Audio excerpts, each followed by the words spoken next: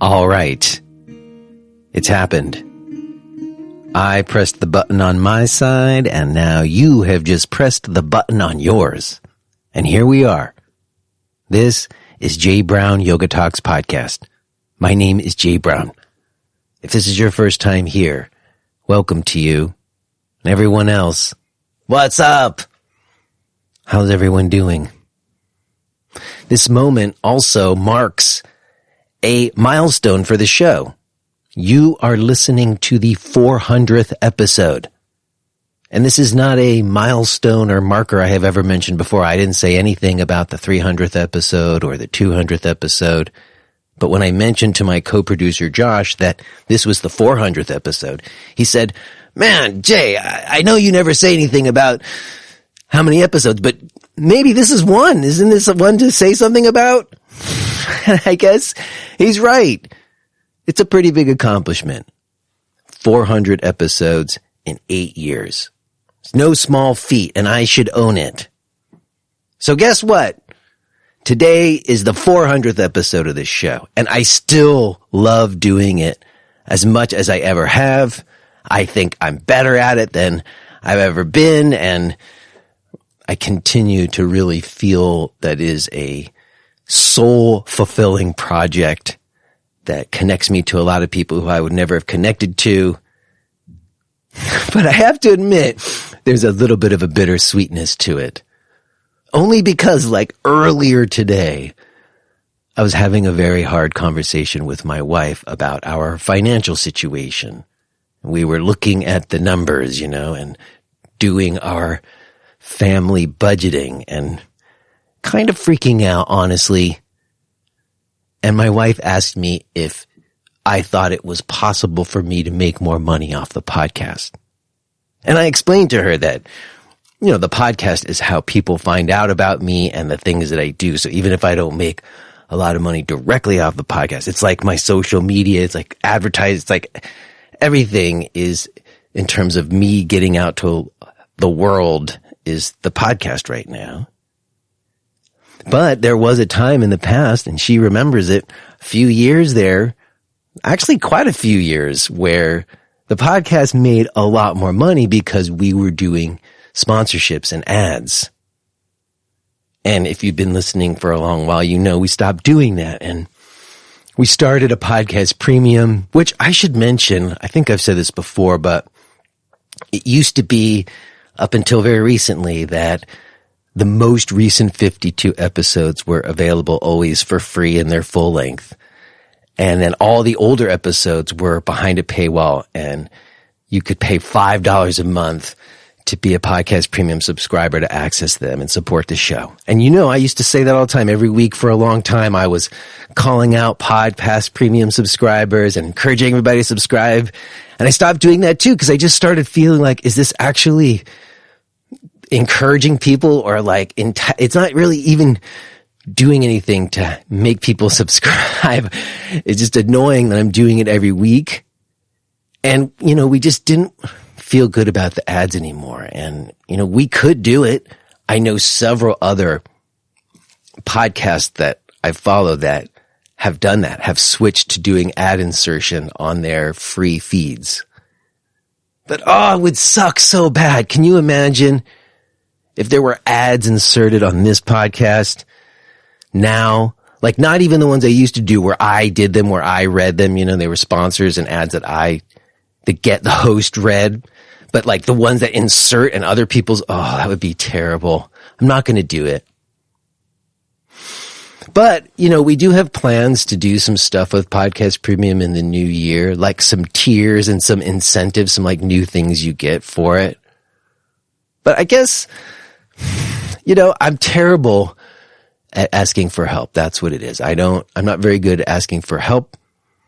Lots of reasons for that in my life. But I guess I'm asking for a little bit of help out there. If you listen to this show regularly and you appreciate it and you're not already subscribed to Podcast Premium and you can afford $5 a month for a couple of months, or maybe you want to make like a one-time donation for an amount that you feel you could part with right now. If you could do that right now, I would really appreciate it. It would help me out. It would make my wife feel a lot better about all the time I spend doing this. I guess I just soiled the 400th episode celebration by talking about money, but it's the truth. And, you know, if you are in a position to help support the show at this time, I would really appreciate it. You could go to the website and go to the podcast premium page. But, you know, the truth is I don't do this for money, even though I need money. I do this because it's what keeps me feeling like alive and creative, and it's my learning process. So I'm going to keep trucking on. We're going to keep going. What else am I going to do with myself? And I'm just very grateful to any of you who are listening. So thanks to you. And like I said, if you can help out, I'd appreciate it. And gracing us today for this 400th episode is my guest, Ruth White. Ruth was in contact with me after she heard my conversation with Donna Holloman, if you remember that. And I have always been talking about, since I started this show, that I wanted it to be a way for us to set some oral history and to kind of map it and better understand the way that yoga came to the West and how it's evolved, and how those of us who say to other people that we're yoga teachers, how we came to what we're doing, you know? Who were the teachers that led to what we know now? And how are things changing now in relationship to how it started out back at the beginning, at the early times? And Ruth was there at the early times when BKS Iyengar was teaching to 2 or 3 people in a living room. She was one of them. And it was just a great pleasure for me to get a chance to meet her and to hear some of her stories and to get a glimpse into how yoga was then, because I think it gives us a clearer perspective of what we're looking at now. So, very happy to have had this chance to speak with Ruth. It's my pleasure to be bringing it to you today. Real quick before we get to it, if you want to connect with me in other ways outside of just listening to the podcast, there's opportunities for us to do that. I have live classes you can take. I've got a weekly teacher sangha that I conduct. I've got a teacher training, deep learning program that you could get in on. I am also planning some live events and some new stuff. And the best way to keep in the know about all of it is to subscribe to my free email list. And let us not forget that you can get access to all of the full-length episodes and help support the show by becoming a podcast premium subscriber. Everything can be found at jbrownyoga.com. Okay, y'all, I think we will just leave it there. I will touch base with you on the other side, but let's go ahead and get into this. Let's listen to this conversation that I had with Ruth White.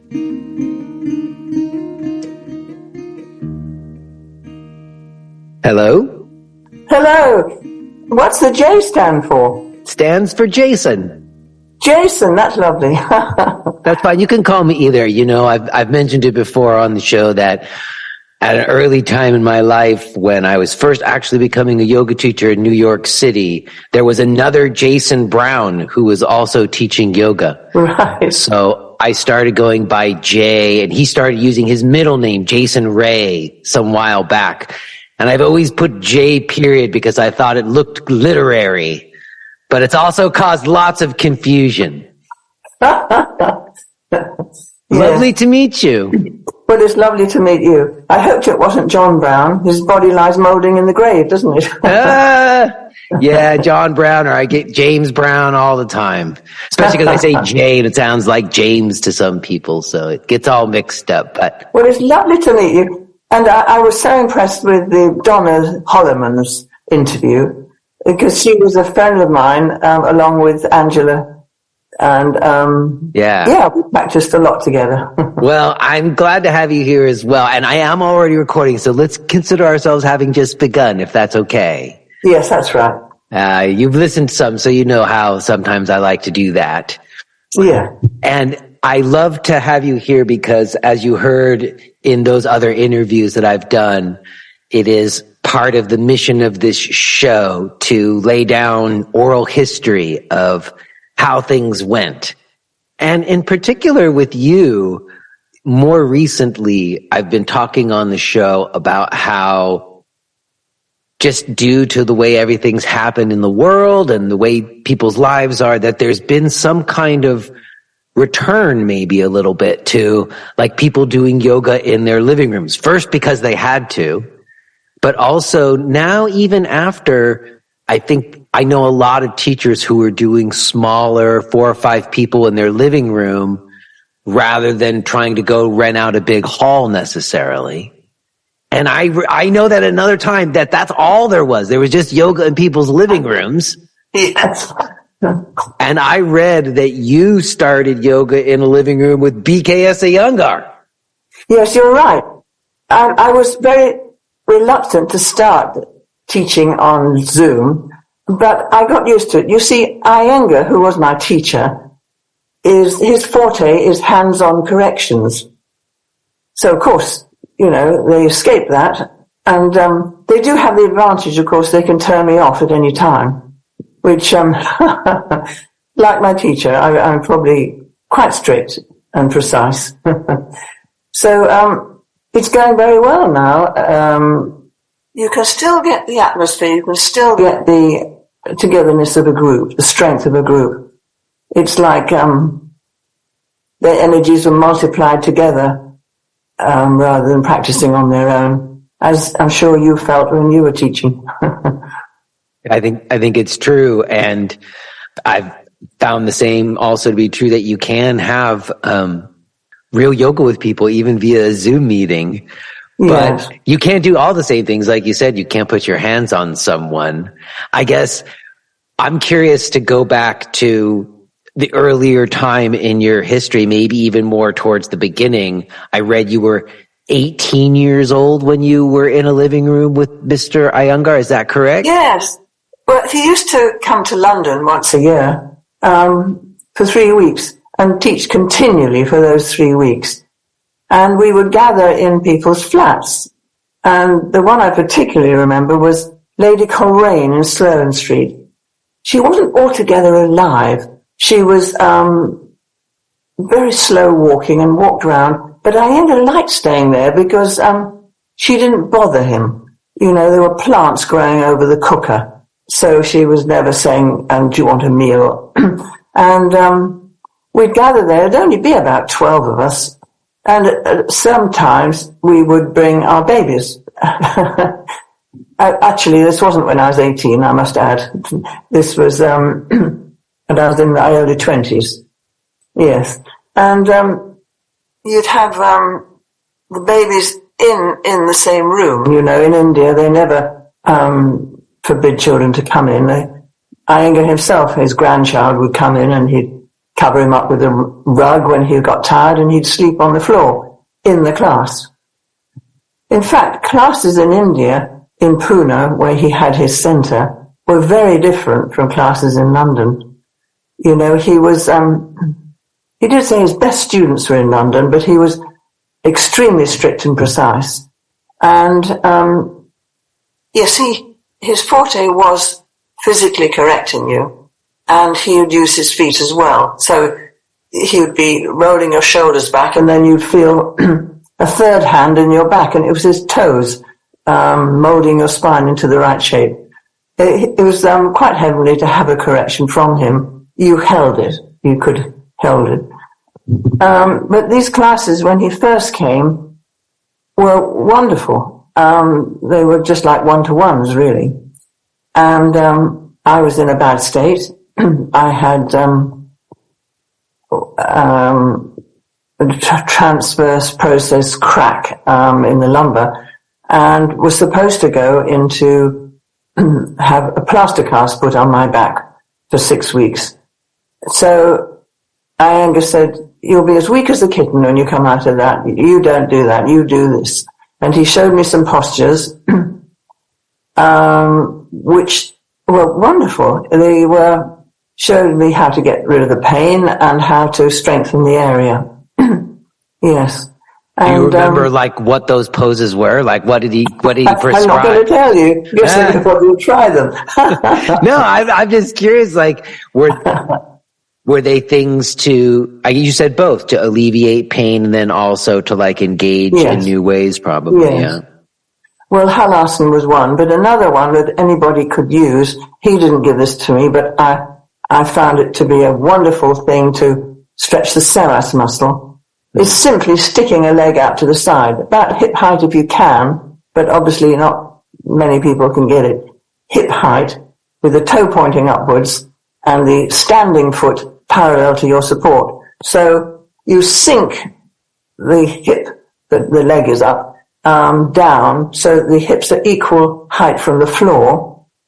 And in that way, you have a big stretch on the inside thigh, which is stretching the psoas muscle, which when it gets too tight, and it often does, pulls the lumbar spine, the back of the waist, into a curve. And it pinches on nerves. The two vertebral bodies pinch on nerves. So people have operations to relieving this pain, which is quite unnecessary, really. Mm. Yes. And so Mr. Iyengar's prescription for you worked.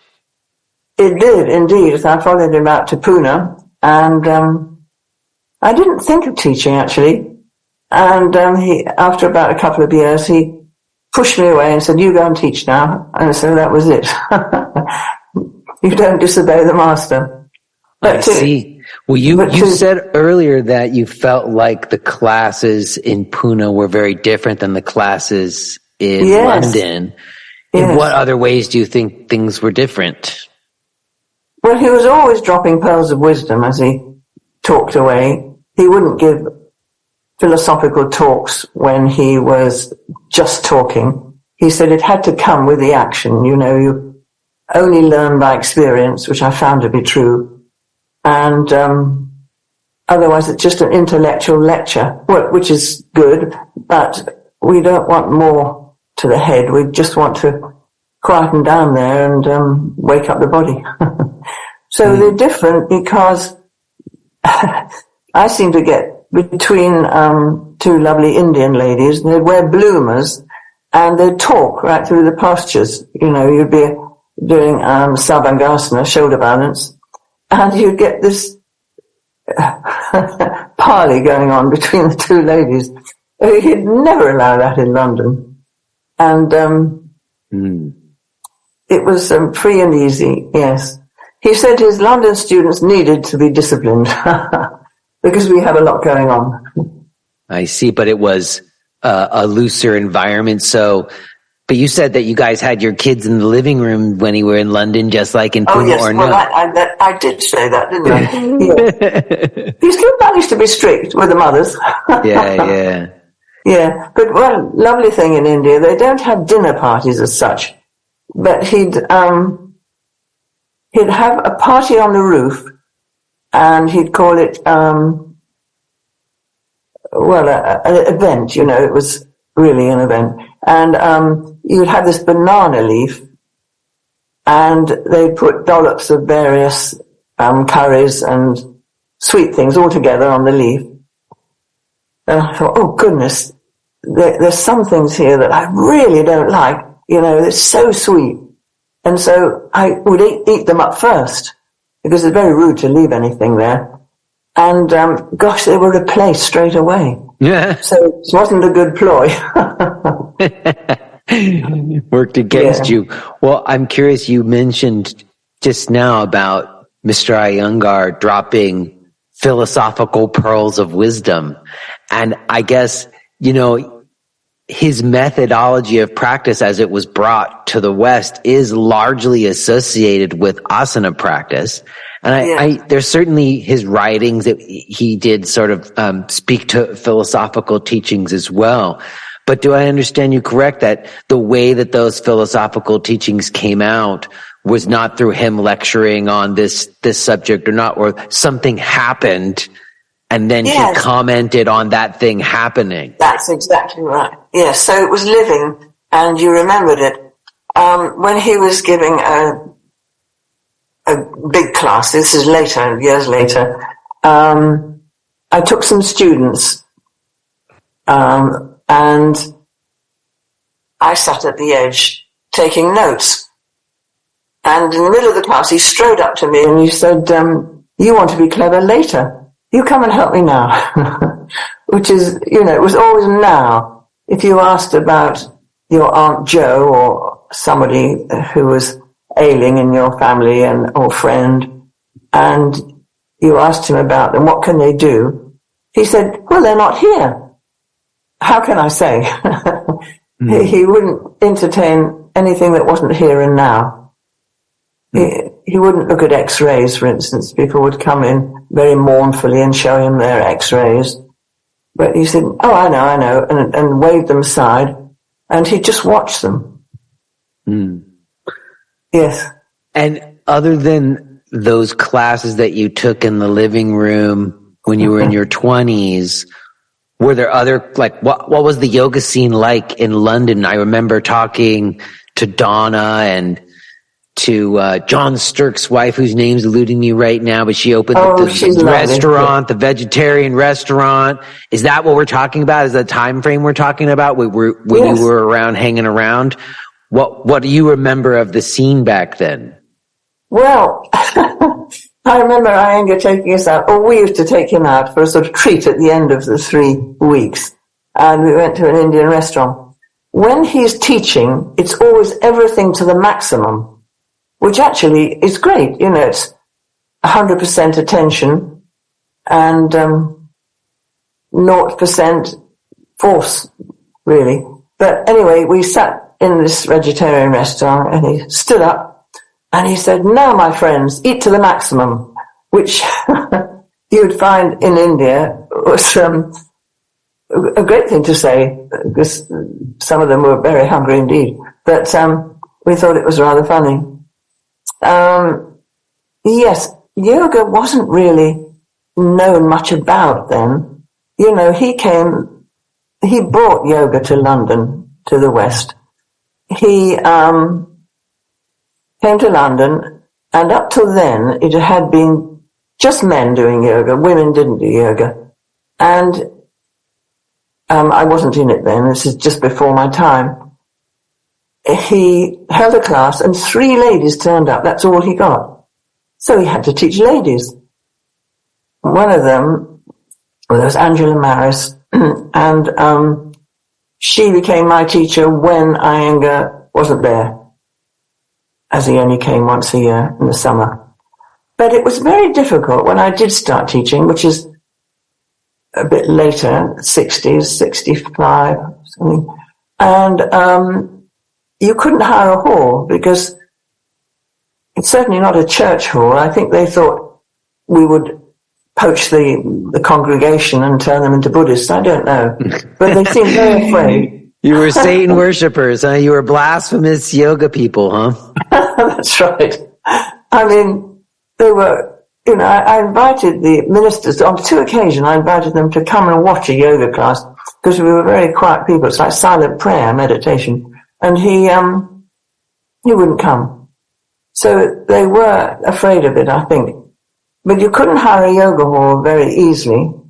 Even now, I live in the Cotswolds and I tried to teach in a Burford church. It's a very beautiful old church. And the vicar said, yes, you can, but don't call it yoga. So there we are. It's still around. And in the little village of Shipton under Wychwood, Milton under Wychwood, actually, there again, the padre wouldn't have it. So interesting. And Yes. I guess what I'm curious about is how it looked from your perspective as time went on and things grew, because we start this early time where it's just like 2 or 3 people Well, and that's right. him showing up. But over time, things really did grow. And I think you were involved in assessing teachers as time went on. Were you involved in the Iyengar Association in a larger sense? I was. Yes, I tended to actually write to Iyengar and not to be part of the Institute too much. I'm very wary of institutes and gatherings, because the yin and yang of it is really, unless there's an enlightened man, as Iyengar was, the whole thing runs down, and I'd rather be free, really. But, however, if you asked a group of students when this began to become very popular, who's meditating, because meditation is the 7th limb of yoga, it's all very much part of it, perhaps 1 in 40 would say yes. But now it's completely different. Almost everybody's meditating, and you can talk about consciousness and enlightenment, and it goes down all right, but before you were a freak.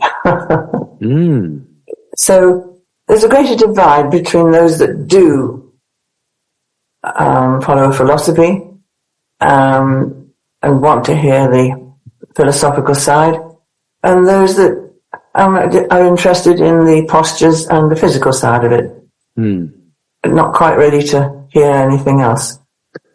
I think that's right. And I think that maybe, even as you said, that Mr. Iyengar's presentation to the West did end up becoming about postures more than text or philosophical considerations. And people associate his yoga with that, but it doesn't seem to me like you associate Iyengar yoga with that. It seems to me that you come from a more philosophical stance. Was that always the case? Was there a time when it was just about asana for you and then it became about more philosophical things? Or was it always about meditation and philosophy from you for the beginning? Well, I met my husband in the 60s, in 1960, and we met at a philosophical school. It was a study society in Talgarth Road, Hammersmith, and we were both initiated into meditation there, and I was very fortunate to meet a man who was interested in the same things as me. Well, he didn't actually go for the yoga side much. He was more of a meditator. But he'd hurt his back at one point, and I said, well, just try this twist and try this twist. And it worked. So he said yes, he would join. So he is also an Iyengar teacher. You converted him, eh? It took 2 years. Yeah. Or the yoga did. The yoga made his back feel better. That's the thing that wins people over the most, when your back pain goes away. It really does, especially the gentlemen. That's true. Yeah. I guess I'm curious, this philosophical school that you met at, was it a school of many different philosophies, or was it one particular type of philosophy? Well, it started off with Gurdjieff, and went on to Ouspensky, his student, and it was so crowded at that time. I mean, people would be sitting on the windowsills of the room, and they wanted to hear. And the Shankaracharya of North India came over to take the school further, to a further step, and gave us the meditation, which was sorely needed, actually.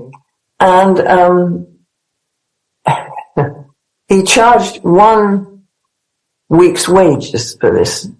You see, a lot of businessmen enrolled onto this. They wanted the relaxation and the quiet mind, and they were very fed up, because all that happened was, for 2 half-hours a day, they went to sleep.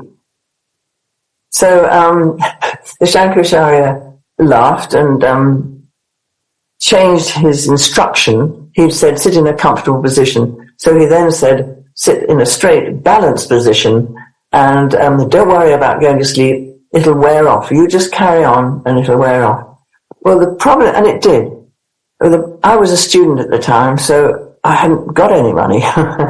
But I really enjoyed the initiation service. It was beautiful. And I'm curious about, when I talked with Donna, she talked about J. Krishnamurti and the Theosophical Society. Did you have any involvement? Did you spend any time there as well? Absolutely. It's all the same thing, really. It's all the same philosophy. We used to go and listen to Krishnamurti in these fantastic tents, marquees, really. And yes, he was a very strict little man, and he used to write to Iyengar, and Iyengar was very proud of his letters. He'd say, it's a letter from Krishnamurti. He asked me if he should stand on his head. I said no. Just take your legs up the wall. Because he didn't have a good back, Krishnamurti. He was always sitting bolt upright, wasn't he? Mm-hmm. Did you go to him? I never had a chance. But I've heard people speak about that, actually, that Mr. Iyengar worked with him for a time, and then he also worked with T.K. Vidyasakachar some at another time as well, that he sought yoga instruction from both of them. So funny that you got to see when the letter arrived or whatever. Yes, it was. I was just happened to be over there. Yes. Mm. And I guess when I asked you about like things getting bigger and more popular, I guess I'm curious from your standpoint, like in terms of being a teacher, did you ever kind of catch the wave and start to teach at centers or travel around, or have you kept a very like low profile in your own little neighborhood? Did you venture out? Did you catch that wave at all of kind of yoga becoming more mainstream? Well, I used to give at least one retreat a month. That would be a weekend all over the place. I taught in 27 countries. But when it was very popular like that, I'd take local classes, and really 40 people would come in, have a class, they'd relax, and I taught classes back to back then, because we were managing to get some halls. And at some point you could get a hall, and you could call it yoga, right? And it'd be back to back. 40 would go out and 40 would come in. It was amazing. And they all loved the discipline. And they felt quite, in relaxation, you could hear a pin drop. They were all the same underneath it. When the ego dropped away and they went into deep relaxation, I thought to myself, well, they could be road sweeps or professors, they could be anything at all, but they're all the same now. And then stretch and get up, and they took on the cloaks again, the ego cloaks. Yes. Well, it also is a little bit funny, because I usually try to like Google somebody and see if I can like find out some stuff about them, but there's almost like nothing about you online. Donna too, you guys were impossible to find out any information. But I did see this one thing. It looked like at one point, I don't know if you still have it, you had like a yoga mat, yoga prop company. Is that right? Did I see that correct? Did you start a yoga prop business at some point? Well, just to finish off how it started with, when we were asked to meditate twice a day for half an hour, I really couldn't sit straight because it was so painful. My back was in a bad state, and this was before the yoga. So that was partly why I just had to find something to strengthen the back, because I wanted to meditate. So that's how it started. Yes, really. Yeah. So the reason that you wanted to address your back pain was specifically to meditate, not even just to address your back pain. That's right, exactly. Because, Patanjali, who was the father of yoga, and he was, 400 or 500 years BC. But Iyengar took his postures from the classical Patanjali's teachings. And really, I found that to be the answer for me. Yes.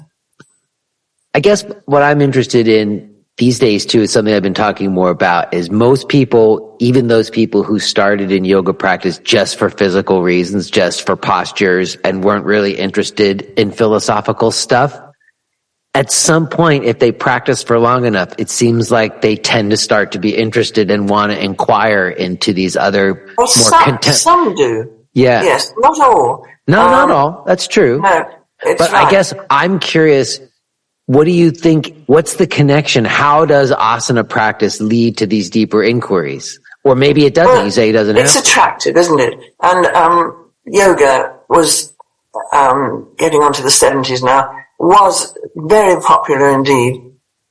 And it was the physical side that people were attracted by. But some of them, it rubbed off the philosophical bits that crept in and wanted to know more. And really the 7 limbs of yoga, as Patanjali laid out, all the posture, the yamas and the postures and the pranayama, the breathing, one-pointed attention, all lead on to the meditation and samadhi. And yes, just some people were ready for it, but not everybody, and that's absolutely fair enough. Yes. Sure. Yes. Well, you said earlier, I believe you said something about attention and force, 100% attention and 0% force is, I believe, what you said. I took a note. Oh, did you really? I did. I heard that. That stood out to me. That you came right off your tongue, like something you've said before. And I guess I'm curious about that because that would be sort of the connection for me sometimes in terms of how asana leads to these other experiences that make people ask deeper questions, like the focusing of attention. Yes. And I guess I'm curious about that in terms of, again, like your experience of practicing with Mr. Iyengar, because he did seem to be a very forceful teacher. You know, I once heard it said, the BKS stands for something like bite, kick, slap or something like that he was notorious for being kind of like rough or kind of, you were talking about hands-on adjustments. Yes. And I guess that's really terribly unfair. Fair enough. I'm not saying I haven't had any experience, and my experience with the Iyengar method was never like traumatic. So I'm not someone who has a harsh opinion about it, but some people do. They feel like he was a kind of an abusive teacher. Well, look, I must have had more classes with him than most, and I've never seen him hurt anybody. He'd correct them, and in correcting them, you see, it wakes up the body, so it has an effect on the mind. And let's face it, we're fast asleep most of the time. So he did wake people up. He enlightened people. And you have to be 100% to get it. Because if you're just 1%, there's a world of difference between 99% and 100%. Because that 1% is drifting off somewhere else. And yogi is in the moment now. It's got to be now. Not 1% somewhere else. So, I thought, for instance, in a warrior posture, Virabhadrasana 1, I think, I thought I was really doing it well. My back leg was really stretching. He always said, make the back leg like iron. I thought I was. And he comes around and gives it a tap and says, lazy leg. And I thought, really? But I saw that I could go further. We can always go further. And,